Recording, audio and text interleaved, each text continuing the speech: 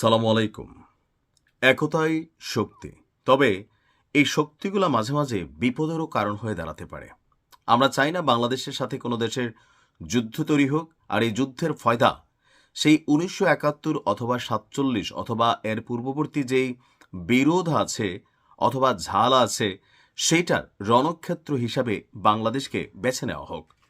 বর্তমানে বাংলাদেশে একটি গোষ্ঠী পাকিস্তানপন্থী সর্বোচ্চ লেভেলের অবস্থান জানাচ্ছে, আর এতে ক্ষিপ্ত হচ্ছে ভারত। প্রতিনিয়ত ভারত বাংলাদেশের মধ্যে যে বিরোধপূর্ণ বক্তব্য, এই বক্তব্যে পরিস্থিতি এমন একটা আকার ধারণ করেছে যে ভারত এবং পাকিস্তান এই দুই দেশ তাদের ব্যক্তিগত স্বার্থের জন্য বাংলাদেশ নামক রাষ্ট্রটাকে ব্যবহারের পায়তারা করছে, আর এতে সবচেয়ে বড় ইন্ধন যোগাচ্ছে এই দেশেরই কতিপয় গোষ্ঠী। বাংলাদেশকে হাত দিলে ভারতে মিসাইল ছড়বে পাকিস্তান। হঠাৎ করে কেন এত ভালোবাসা আমাদের পাকিস্তানের জন্য? আর বাংলাদেশে যদি ভারত মিসাইল ছড়ে তাহলে বাংলাদেশি বা কি করবে? অর্থাৎ পরিস্থিতিটা এমন একটা জটিল পর্যায়ে ধারণ করছে যে কোনো সময় একটা অনাকাঙ্ক্ষিত ঘটনা কিন্তু ঘটতে পারে। আর এই ঘটনা যদি ছোট আকারেও ঘটে, পাকিস্তান যদি এখানে এসে নাক গলায়, এর পরের পরিস্থিতি যা ঘটবে, ইউক্রেনকে দেখে আজকের দিনে আমাদের শিক্ষা নেওয়া উচিত। ইউক্রেন যুদ্ধটার রাশিয়া এবং ইউক্রেন যুদ্ধের সম্পূর্ণ কিন্তু এটা কানেক্টেড না। এটার মধ্যে পরাশক্তি সবগুলো ইউক্রেনের কাঁধে ভর করছে। রাশিয়া ইউক্রেনকে প্রতিনিয়ত মারছে। দিন শেষে ইউক্রেন নামক রাষ্ট্রটা একদম স্থবির হয়ে গেছে, ধ্বংসপ্রাপ্ত হয়ে গেছে। এই দেশে আগামী ১০০ বছরেও এটার আর কোনো পরিবর্তন হবে না। সো আমরা চাই না বাংলাদেশ নামক রাষ্ট্রকে ব্যবহার করে ভারত এবং পাকিস্তান তারা তাদের পুরনো যে শত্রুতা সেটার ঝাল মিটাক। আর এই দেশে যারা পাকিস্তান এবং ভারতের স্বার্থবাদী মহল আছে তাদের সাবধান করে দিচ্ছি আমরা। দর্শক, পরিস্থিতি হঠাৎ করে ভিন্ন দিকে মোড় নিচ্ছে। হাসনাত আবদুল্লাহর সেভেন সিস্টার্সকে কেন্দ্র করে যে বক্তব্য, সেই বক্তব্য দেওয়ার জন্য দিয়ে দিছে আর কি। থাকে না বাংলাদেশের পলিটিশিয়ান মানে ফাকনা ফাকনা কথা, আর এই পাকনা কথার কারণে যে উদ্ভূত পরিস্থিতি তৈরি হতে যাচ্ছে, সেই পরিস্থিতি সামাল দেওয়ার মতন অবস্থান কি আসলে বাংলাদেশের আছে? আপনি বি অনেস্টলি, বা যারা জানেন বোঝেন, ওই ফেসবুকে স্ট্যাটাস দিয়ে বিদেশে বৈশা এগুলো দিয়ে কাজ হবে না ভাই। ভারতের সাথে লড়াই করলে বাংলাদেশ ৩ দিনও টিকবে না। ৩ দিন, আমি গুনে গুনে বলতেছি, ৭২ ঘন্টা বাংলাদেশের অস্তিত্ব নাই হয়ে যাবে যদি অন্য কোনো দেশ বাংলাদেশের পাশে না দাঁড়ায়। এখন ধরেন এই যে পাকিস্তান ঘোষণা দিল বাংলাদেশের দিকে মিসাইল ছুড়লে, তাহলে পাকিস্তানের মিসাইল ভারতের দিকে তাক করে ছড়ে দেওয়া হবে। তো এতে কি বাংলাদেশের লাভ হবে? ভারত কি সরাসরি পাকিস্তানকে আক্রমণ করবে, নাকি পাকিস্তান সরাসরি ভারতকে আক্রমণ করবে? খেলাটা হবে বাংলাদেশকে কেন্দ্র করে বাংলাদেশের মাঠে। এগুলো বোঝার জন্য মাথার মধ্যে ঘিলু থাকা চাই। জিয়াফুতখোর জাতি খালি স্লোগান দিয়া গরুর মাংস খাওয়ার জন্য, আর ওই পিনাকিদা গরু পাঠাবে, আপনি খাবেন। উনি থাকেন কোথায়? ফ্রান্সে। যারা বাংলাদেশকে এই মুহূর্তে অস্থিতিশীল করতে চাচ্ছে তারা কোথায় থাকে? সবাই বউ বাচ্চা ১৪ গোষ্ঠী নিয়ে বিদেশে থাকে। ওই দেশে কি নাই? ওই দেশে তার এরকম একটা আহ্বান দিতে পারে? পরিস্থিতি কিন্তু আপনি যা ভাবছেন তা হচ্ছে না। আমরা যারা বাংলাদেশে বসবাস করব, আমরা যারা নিজেদের রক্ত শ্রমে মানে যেই উপার্জিত পয়সা বাংলাদেশে বিনিয়োগ করেছি, আমাদের যাদের দিন শেষে বাংলাদেশ ছাড়া গন্তব্য নাই, বাংলাদেশের পরিস্থিতি কিন্তু ইউক্রেনের দিকেই ধাবিত হবে। একটা চক্র কিন্তু লেগে গেছে। শুনতে অনেকটা খুশি খুশি লাগলেও কিন্তু এই খুশির পরে যে কি খুশি দুঃখ আছে সেটা অনেকে আইডিয়া করতে পারছেন না।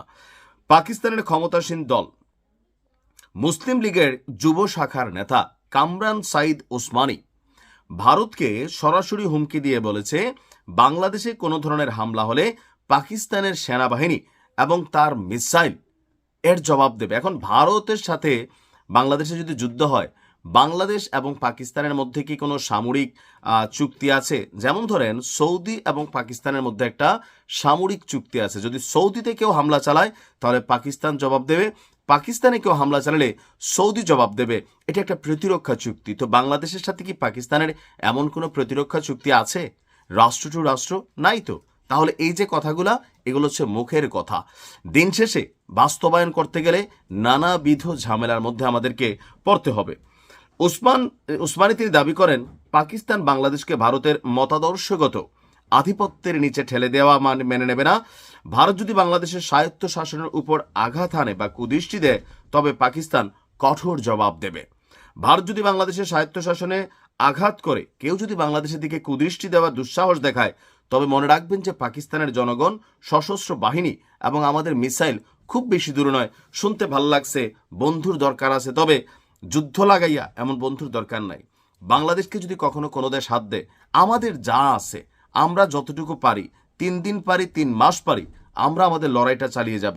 তবে জোশে এসে হোশ হারানোর মতন অবস্থানে আমরা কিন্তু নাই। এই যে একটা গোষ্ঠী আমরা দেখছি, ওই যে জিয়াফুতকুর গোষ্ঠী আমি যাদেরকে বলি, স্লিপিং সেল, নিজস্ব কোনো ব্রেন নাই।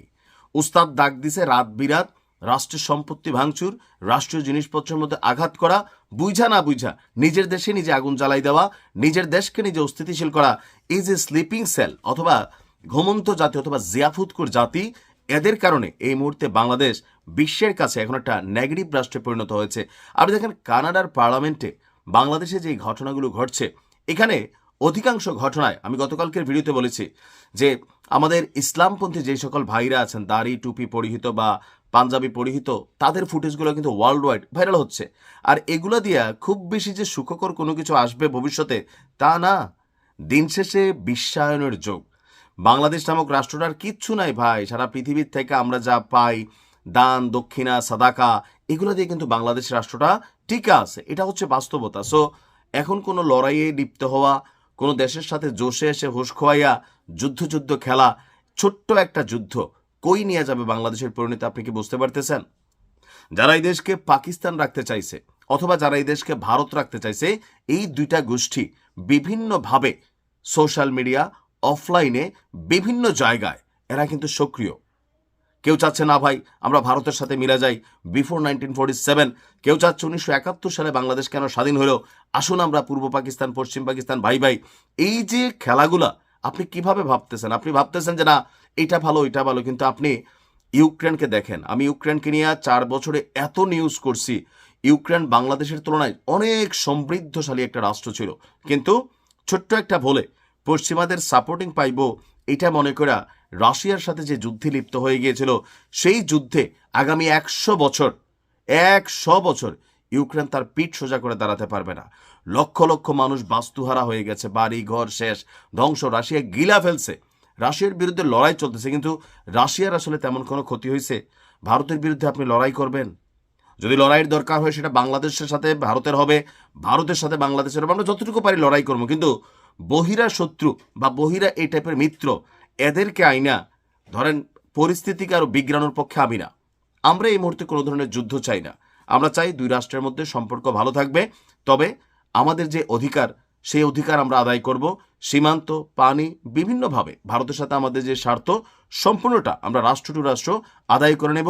ভিয়েনা কনভেনশনের যেই চুক্তি আছে সেই চুক্তি অনুযায়ী আদায় করে নেব। এই মুহূর্তে কোনো যুদ্ধ চাই না। পাকিস্তান তুমি তোমার চিন্তা করো, আমরা আমাদের চিন্তা করি। ভালো থাকুন।